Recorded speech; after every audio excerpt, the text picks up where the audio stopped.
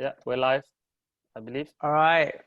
All right. Welcome, lads, to the FPL 1%ers podcast. Joined by myself, Kazim, Hammer, and our special guest, Has, today. Excited to have you boys on board. Thanks for the invite. Looking forward to a good chat. Yeah, no, it should be fun, to be fair. Shall we jump straight into it? Yeah, let's go. Okay, brilliant. So essentially, discussing the theory behind the name is why we are looking at calling ourselves the 1%ers. It's kind of our ambition, essentially, to finish in the top 1%. So the 6 million players in FPL, 6.5. So we are trying to finish in the top 65K. It doesn't always go according to plan, but more often than not, we tend to do well enough or top some of the mini leagues, or between us, we generally tend to do all right. And Kazim does the best of all of us, as you can see. So I'll go to him first for the secrets behind success. Yeah, it's veteran. I guess veteran experience has sort of got me this far. I know I've learned over the years to don't trust your emotions, just go with logic. So I've learned many lessons, and I still continue to make those mistakes. And you'll notice when we do our game week 1 review, I still make those same emotional decisions. The beauty of it, though, is that no one else has finished in the top 10K except you, man. And that's like, did you know at the time that you were top 10K? Like, were you aiming for it that year?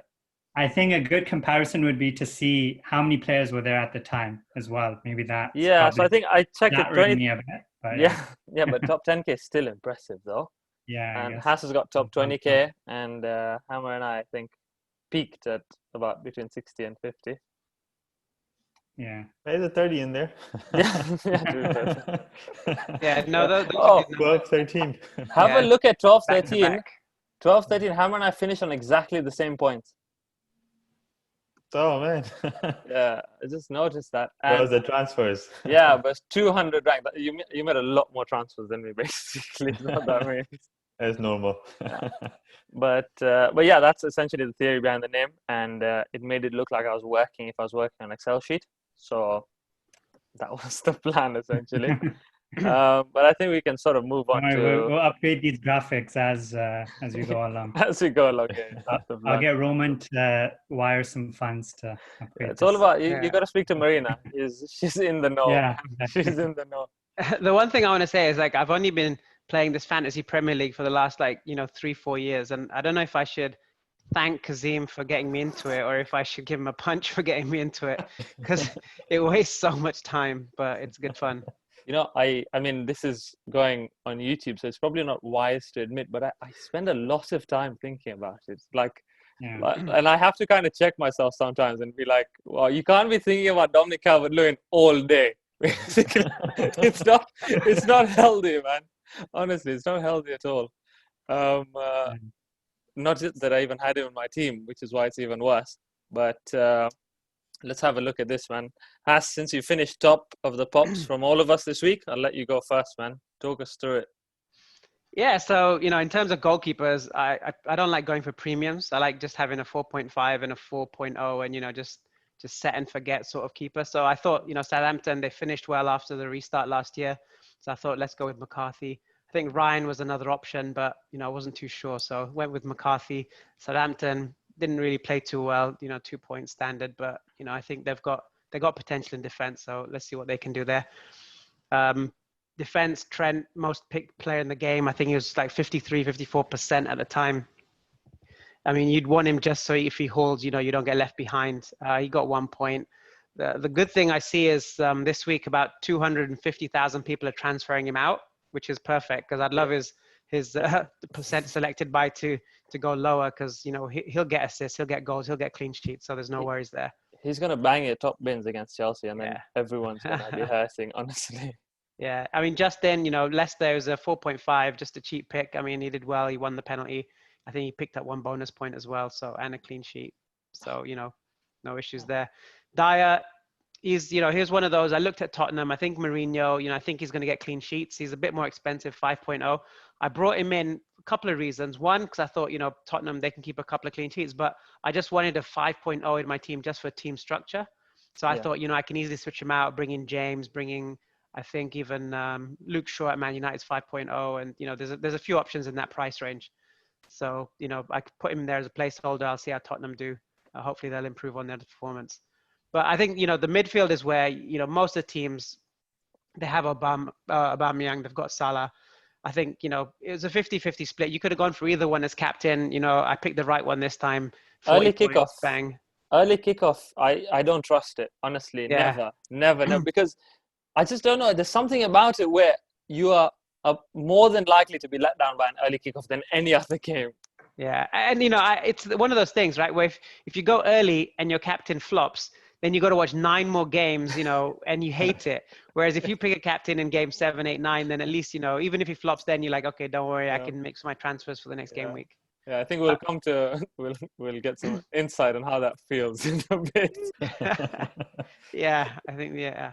And then, so, one of my picks, Havertz, had a bit of I guess he's just joined the team a week ago, had a bit of a nightmare, didn't play really well. But then again, Chelsea, I know they got the win, but they weren't gelling. Even Werner up there, he's got the little flag next to his name. I think he's going to be fine based on what I've read. So I think I'm going to stick with the Chelsea boys, give them, I know they got a tough game against Liverpool, but I'll give them another week, see how they go. And then Mitro, it was unlucky he didn't start. I think he played, he started 40 out of 46 games for Fulham last year, and he starts on the bench. So that was crazy. But I see he bagged the goal today in the EFL Cup. Nice. And Danny Ings, now this could be my first transfer out. Even though he banged a few in at the end of last year when they came back, Southampton looking good. Like Ings, 0 shots on goal. Even today, full strength team against Brentford. Yeah. Southampton lost 2-0. Danny Ings, 0 shots on goal. Yeah, so not looking good for him. I don't know. I don't want to put a transfer in now, but I was waiting for game week, after game week 2, so I have the 2 transfers and I can, get more data, but Danny Ings not looking good. Fair enough, man. Your bench looks strong as well. You had 6 on the bench. Yeah, Mitchell, he's a 4.0. I think Mitchell and Ferguson for Palace, both 4.0s. Ferguson's injured. Mitchell's he's gonna be in until I think Van Arnold comes back. So yeah, I think that's 4 or 5 games he'll get. So he's a good bench player to bring in. Nice. No, it's solid squad to be fair. 73 is nice. I got kind of lucky, to be honest. I somehow talked myself into 5 across the middle. And I don't know why, because I've always been 3-4-3, always, because you know what, strikers are more likely to score, kind of thing. But I believe the hype around Saint Maxim and Souček as well. I believe the hype around both of them massively, mostly because Souček finished the season really strong last year, and I felt like he was playing almost like a second striker last year, or he was just getting a lot of goals and assists. But he's playing in a 2 with Declan Rice.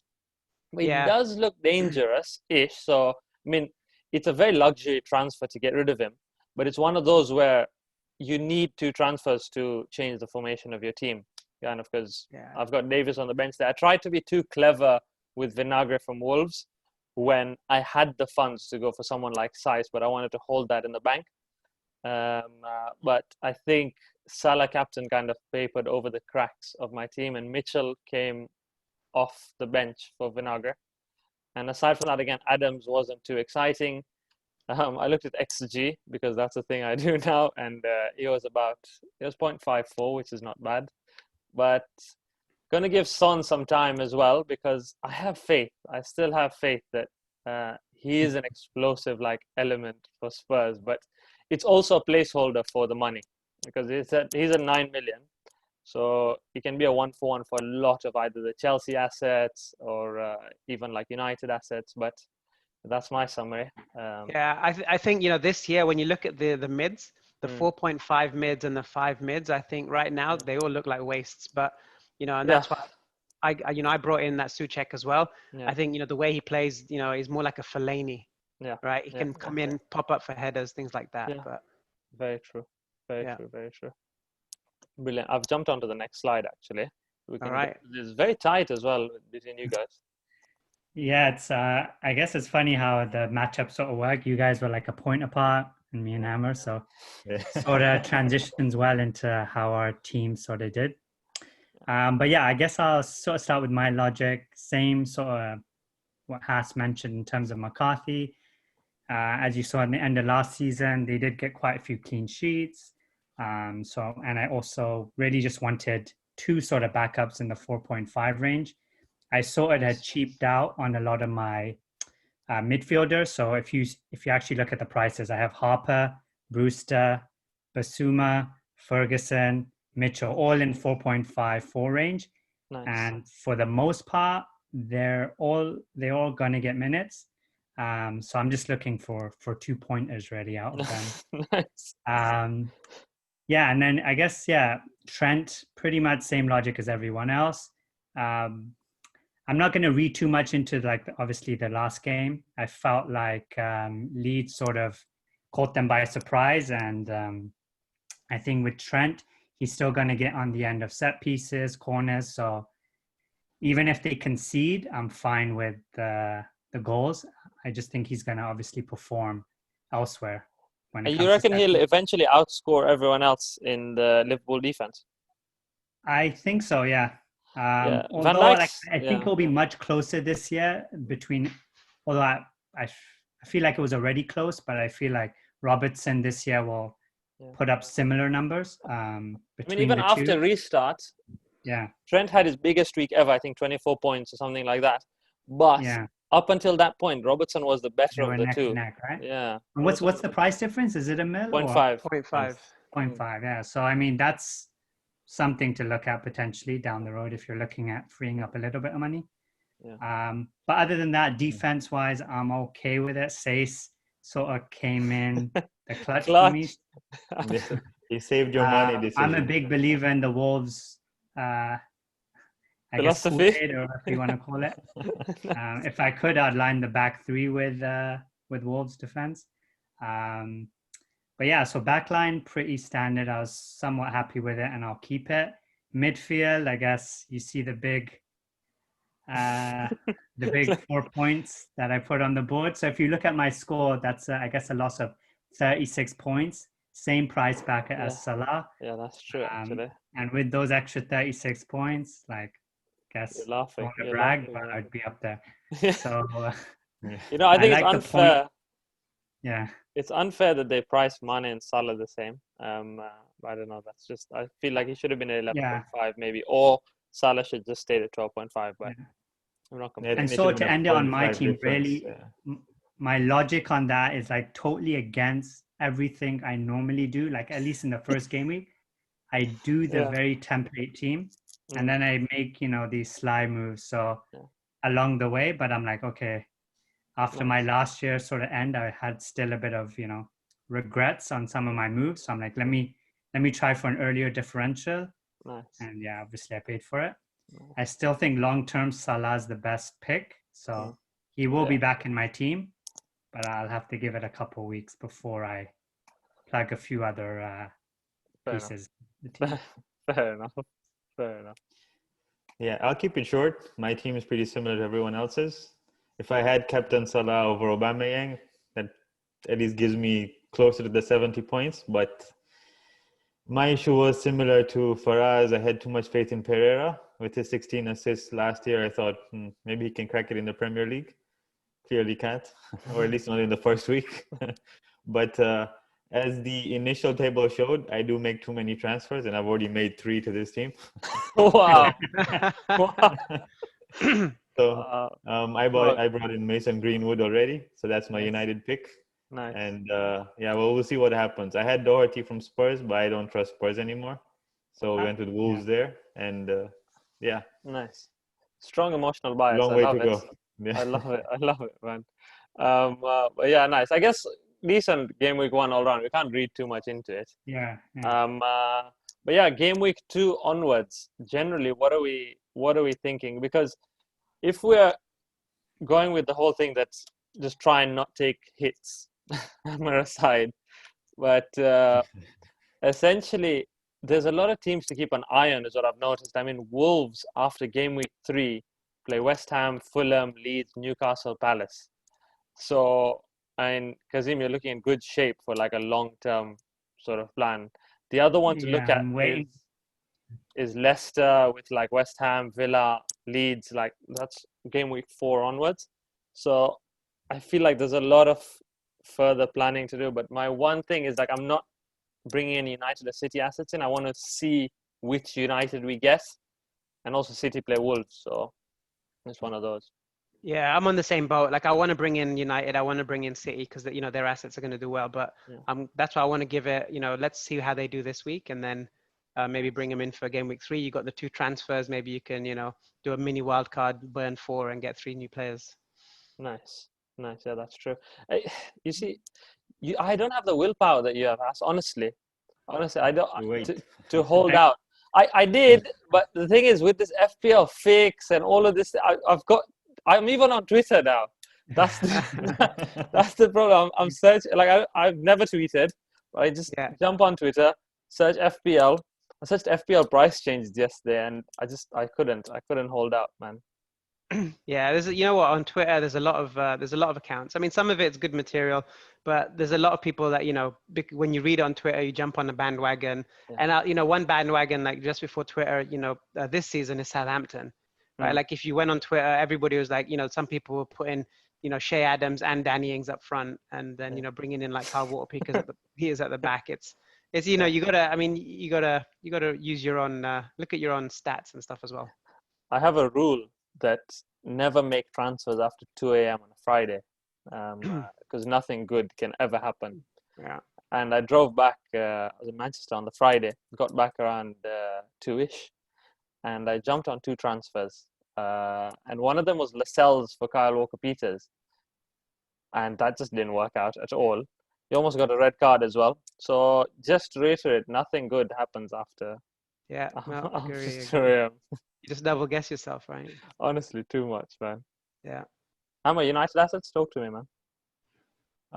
Well, I already brought in Greenwood, so I'm not going to say don't go with United assets. I think between Rashford and Bruno Fernandes, we don't know who's going to be the better player, especially with Bruno being $1 million more expensive than Rashford, and Rashford playing in midfield now. That's that's the difficulty. But like you said, like what I'm looking at is Wolves and Leicester mainly. Yeah.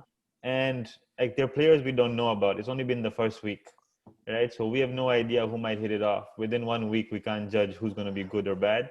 True. Every player has his moments. Like if we're basing it on the first week, people start taking Trent out, and all of a sudden Trent gets 24 points next week, and everyone's regretting that decision, right? So I'm looking mainly at Wolves defenders, but not this week. I think they play City this week.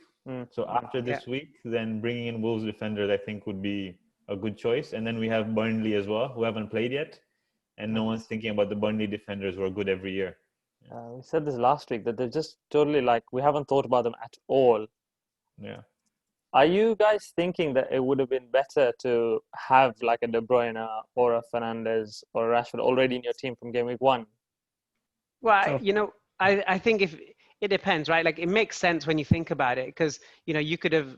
I could have said, okay, I'm not going to pick Danny Ings and I'll have Martial, or I won't pick Kai and I'll leave Bruno on the bench, and because my players scored 2 points, it's easy to say that in hindsight, but they could have easily banged, right, and got 8 points, 10 points, and then I'd be like, yeah, it's worth a transfer. True. For me, I already decided I was getting Bruno, so I actually kept the 1.5 in the bank. So it's sort of like I wanted Son to obviously perform, so it made my decision easier, the fact that he didn't. Yeah. So I just, he got the 2 points and made my decision very easy to bring in Bruno. And the fact that all like Vardy, Salah burned me on those penalties, I want to reap those benefits, at least for a week of those penalties. At least for that week, in some way, if I can benefit.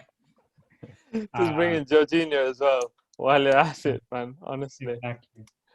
So yeah, that's sort of my transfer, and I don't trust Spurs, just in general. Like I was looking at some of the. I feel like if there's no sort of there's not much creativity in that midfield, and if no one can really get the ball to Kane right now. I know it's just 1 week. I'm a bit suspect on them. Yeah. But yeah, that's just me trying to convince my move was the right one. Would you guys jump on Gareth Bale without question if he came to the Prem? No, not on the Mourinho. Yeah. What price would Gareth Bale have to be for you to jump on him instantly? No, I wouldn't. No, even instantly. I think the fact that he hasn't played enough for the last couple of years, I'd wait. I mean, there's always time, right? Like even if he comes in, you give him 2-3 game weeks, and then you can jump on him. Yeah, that's true, to be fair. And one more on this sort of game week 2 look is, Everton looked very impressive. Spurs looked shambolic as well at the same time. But which of the Everton assets would you say? James Rodriguez, Luka Dean, DCL, Richarlison. If you had to pick sort of one to like set and forget-ish on your team because they have a decent run, who would you say would be your go-to?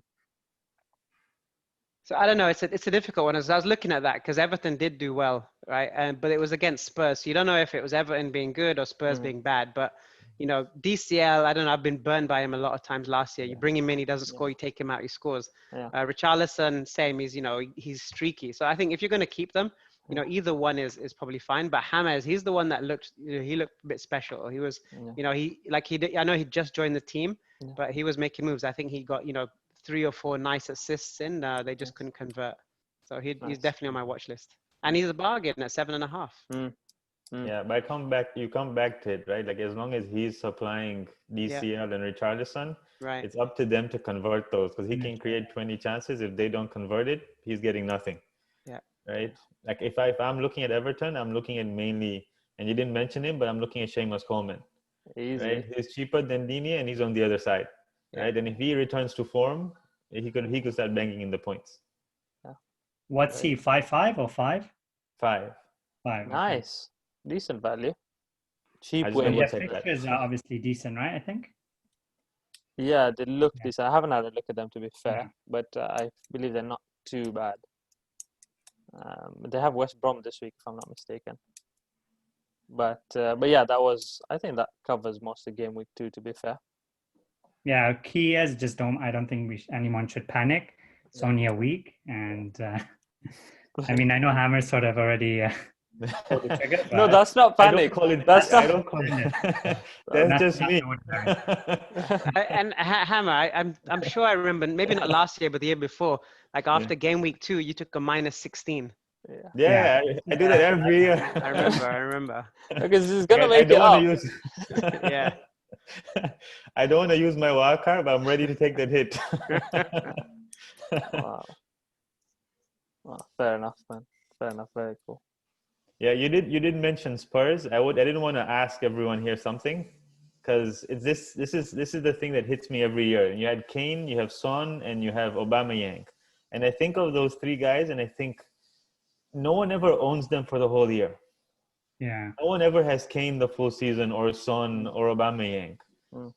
Would you consider just taking them out for someone like a KDB who you have all year long? Because everyone's thinking Aubameyang in midfield, he has to stay. It's difficult. I mean, for me, Aubameyang, he's going to put up the points this year.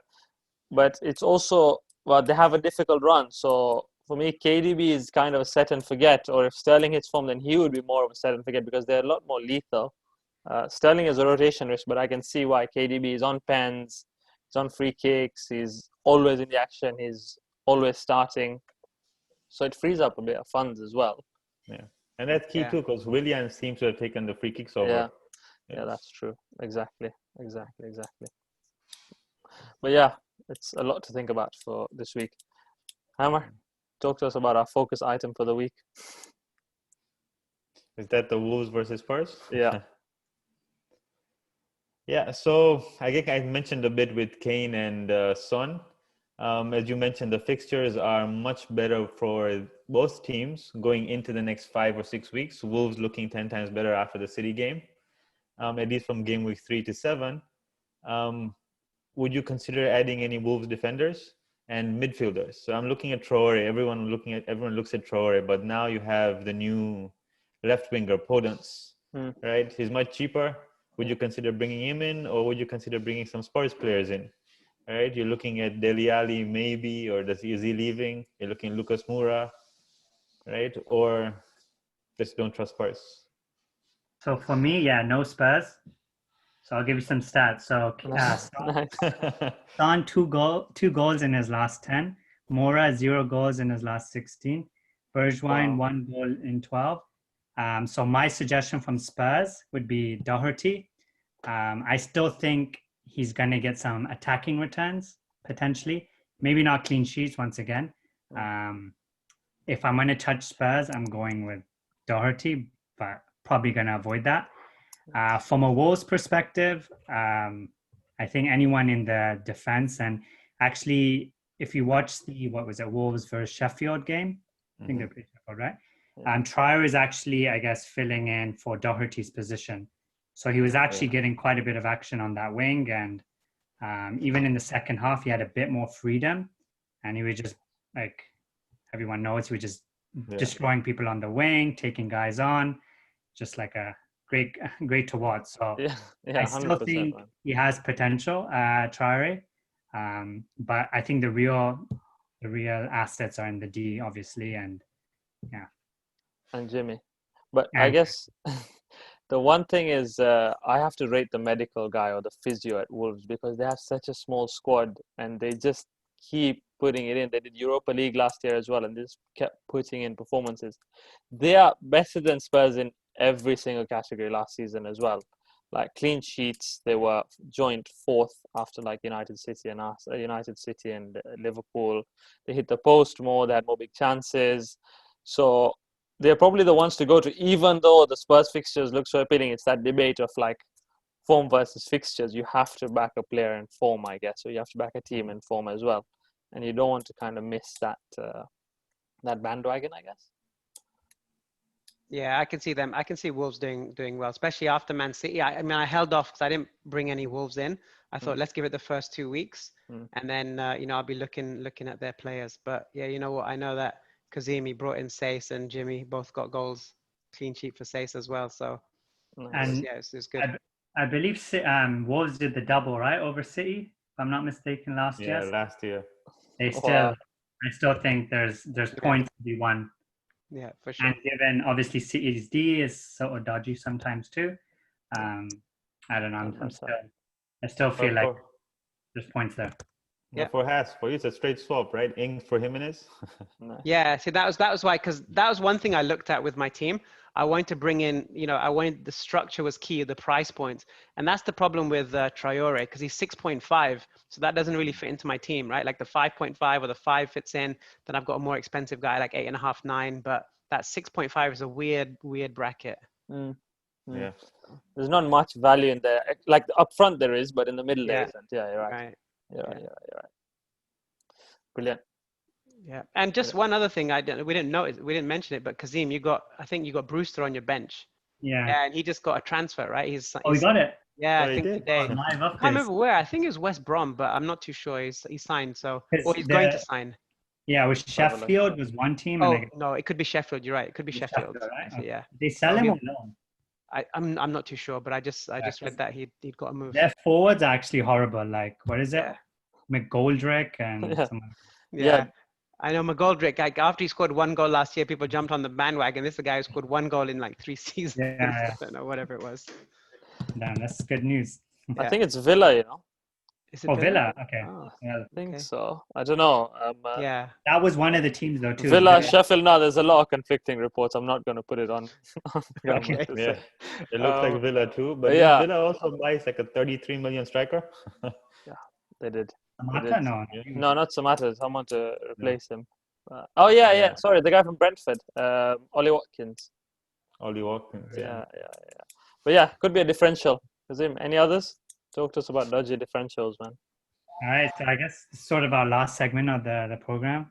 More or less, just to keep some light competition going, we thought, let's sort of pick one differential or dodgy differential, however you want to phrase it, for the week. And we'll sort of track as the week goes on who has that real pundit knowledge or, stroke of luck. So pretty much the only real criteria is, and we're not going to religiously track this, but something in the round of 10% or less ownership, and anything under like, I would say 7 million or so in terms of price value. But once again, don't need to stick directly to that. So I guess to kick it off, mine would be back to one of my favorites or former Chelsea player. Had a very small stint at the club, but I was feeling the hype about him, Patrick Bamford. Yes. He is playing Fulham. So from what I saw of Fulham, against Arsenal, I just didn't see much like what their identity was, what it, like their style of play. It was just very lethargic and slow. So that is why I'm going to go and with Bamford, and just based on what I saw of him versus Liverpool, I think he'll get some service, at least until Rodrigo picks up form. So that's my differential for the week. Nice. You guys can go. I'll go last. Yeah, you guys, Haas or Hammer? Yeah, so I can go. I'm looking at someone who I think might be this year's Lundstrom. And I'm looking at Maitland-Niles from Arsenal. He's 2.3% owned. And based on the last game, he ended up playing forward in midfield and ended up pretty much playing right behind Willian, Aubameyang, and Lacazette most times. Right? So I see him, at least against West Ham, if he starts. Hopefully he starts. That's the only risk, is I can see him getting some points, at least some assists. And if the team keeps a clean sheet, he's a defender in the game. So he gets the clean sheet points, he gets the clean sheet. And if he gets some points, that's the added 1 or 2 for the goals. So I think he could be really good going forward, not just for this week. Nice. I think we might have lost Haas, to be honest. But I think you can go forward and then we'll see if he comes back. yeah, fair enough. My differential pick, I didn't stick to 7 million, to be honest. So I'm going to go to the one that was closest to 7 million. I've got a couple down here. So I'll give you the one that's closest to 7 million. Mason Greenwood, 8-point-something% owned. So not really a differential, because we all know he exists, but he's still under 10% owned. So a good differential if you're thinking about not getting Rashford or not getting Bruno, and looking for something in a comfortable price bracket. Otherwise, I would say even lower owned than that, but would be Sterling, 4.4%. Everyone's thinking about De Bruyne, everyone's thinking about everyone else, but Sterling might be a good shot potentially. Yeah, those are my differentials, man. So let's see. So I'll go Greenwood. And so it's Greenwood versus Bamford versus Maitland-Niles. And let's see how we go. So Haas lost power. Oh, so damn. I don't think he'll be joining us. But let's Damn. find out who his differential pick is. Yeah, just fair enough. we have less than a minute. Yeah, we have less than a minute. This is a free Zoom. But thanks for joining again, guys. So Haas's differential pick is from Leicester. And he's saying the player he thinks can hit it off for the season is Harvey Barnes. Nice. So playing behind Vardy, he did well last year. And with Maddison coming back, that's creating more chances. I think maybe Harvey Barnes could actually hit it off. Wow. Nice. I'm looking forward to it. Good luck for the week, guys. Thanks for joining. You too. Let me just stop this recording. But yeah, it's been a pleasure. If anyone has survived till the end of this video, if you have any questions, comments, concerns, just hit us up. And more than happy to address them. Yeah, I'll see you guys next week. See you guys. Yeah.